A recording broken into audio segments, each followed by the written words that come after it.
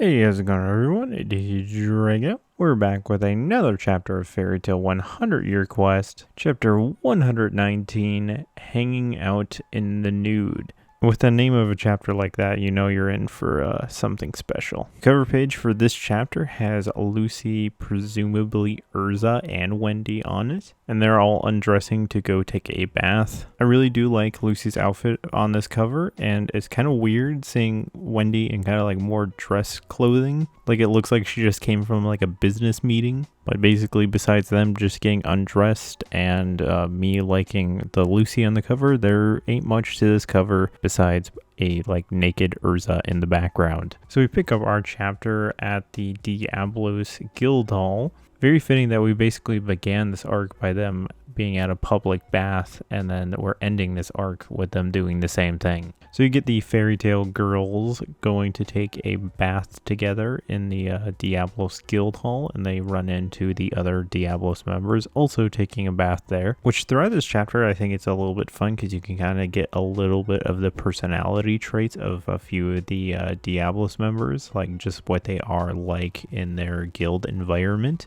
And you get Kira talking with Lucy, and she's trying to do a phrase like she's trying to say they're friends, but instead she says they're enemies. I like that Lucy takes it as a compliment. She's like, well, you got it wrong, but I'll take that. Which I 100% called it since we did it with Wendy, and we're doing it with Erza. This was not going to be a permanent thing whatsoever, and that got undone very fast. So you see Erza with her long hair again, which I've been seeing a ton of this Erza, with the sparkle in her eyes and her hair all sparkling. I like that the Diablos members just like think she naturally grew it back that fast. We gotta hype up Lucy a little bit here because she is really good at people that get really short haircuts at undoing that real quick. I do like how Erza calls out Cancer. By the way, she doesn't even say Cancer. She just says splendid hairdresser. And she also doesn't say it's among her spirits. She says it's among her friends, which I like that the Diablos members just take that at like face value. Like, wow, he must be a very good hairdresser to grow hair back. And Kira's just like,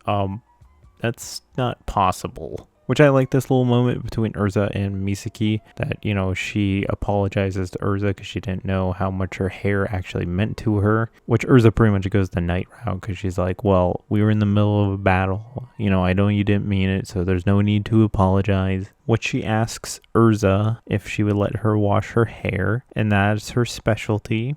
And this is where you're going to get a little bit weird. Some people are going to get a little weird this chapter, I can tell you that. Which Erza says yes. And she starts controlling her hair and starts sending bubbles and water all around her. It makes a hair cleaning tornado around Erza. I do quite like the shot of like her pulling the hair up and like Erza's just like, what the heck's going on? Which this is where you're going to get people being even more creepy because, you know, it was just the hair. We didn't have to go any further than that. Which she offers to clean Erza's body instead. And she's just like, I'll pass. But she still does it anyway. Honestly, I'm getting a little bit of a sister and witch vibes from Eden Zero off of her. Particularly if you've seen Eden Zero, where like Witch is doing the massage with the Eden Zero crew, and like she takes it like extra far. Which Misaki just ends up offering the same treatment towards Lucy, and she's just in the background like, no, please leave me alone. Why is it that Lucy always attracts this kind of clientele? Because she gets it with Kana, she gets it with Flare, to where you get girls coming up behind Lucy and grabbing her, and she gets Kira grabbing her and saying, you know, you want me to wash you instead? Which Lucy declines, saying that she can do it herself. The Diablos members really don't know the meaning of no, which she ends up just cutting off Lucy's towel instead. Which Kira is so nonchalant about it, like, why are you freaking out? I didn't cut you, you know, I just cut your towel, and I'm really good at washing people. I'm so good at it that I go straight to the blemish source and cut it.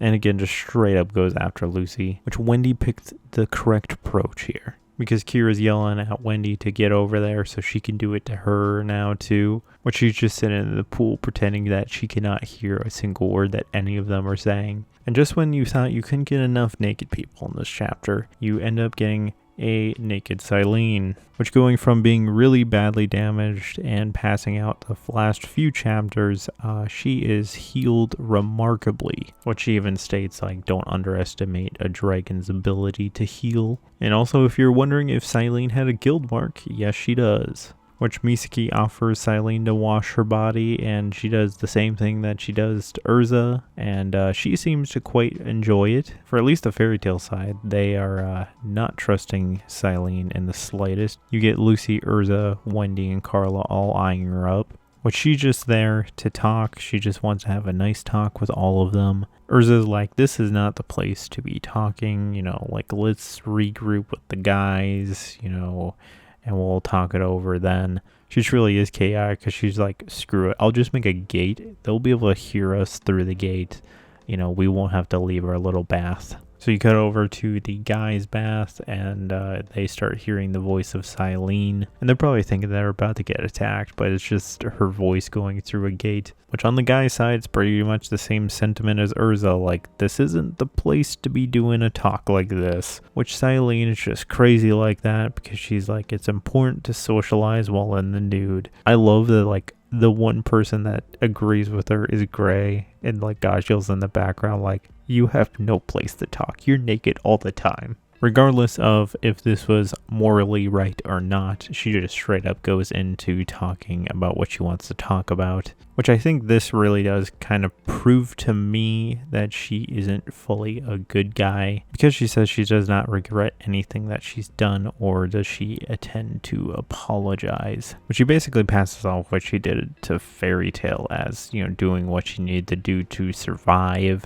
They thought she basically only destroyed the one world, but I guess she's just ruined a whole bunch of them by distorting them. And the more she distorts a world, the more she can see its other face. Interesting that we're getting to another magic with the face name as well. The Fairy Tale members are like, another face? What do you mean by that? She goes on to explain that it's a hidden power in that world, and it's a weapon for defeating the 5 dragon gods. And that's what she's been looking for all along. I personally really like that like Natsu is hearing this voice and kind of figures out where this portal's going. He's like, you know what would be the best idea for me to possibly do?